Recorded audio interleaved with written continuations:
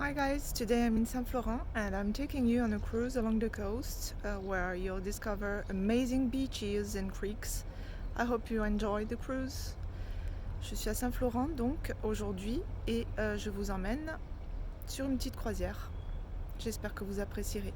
Amici, andiamo in crociera oggi. Siamo a Saint Florent in Capocorso quindi e spero che vi piacerà. Buongiorno a tutti, oggi siamo a Saint Florent e abbiamo battuto.